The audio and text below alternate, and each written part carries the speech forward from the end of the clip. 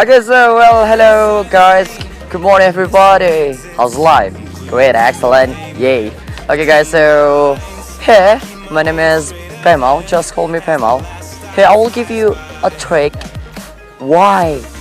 Kenapa sih bule kalau ngomong itu ada letupannya kayak becak, tidak, becek? Kenapa, guys? So actually, guys, in a pronunciation in English, we learn about that. What is that? That is we call pop sound. So when you want to speak English, don't forget about your pop sound. Why?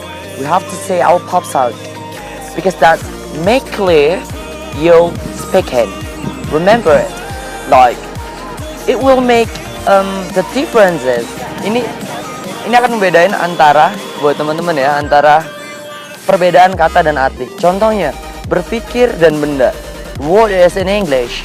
In English berpikir, in English think. Ya, so, ada suara akhirannya itu ya teman-teman. So kalau benda itu bisa kita bilang think.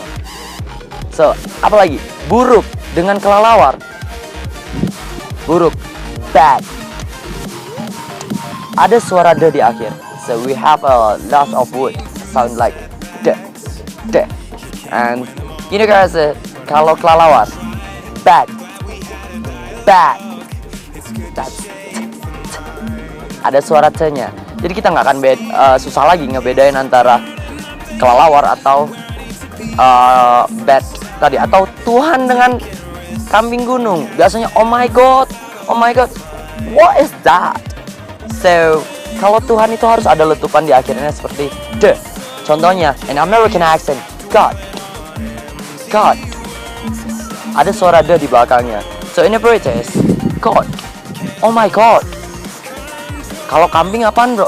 Kambing itu adalah God. Ada suaranya ya teman-teman ya. So that's, you know guys, we have 8 pop sounds. Kita punya 8 suara pop sound itu teman-teman.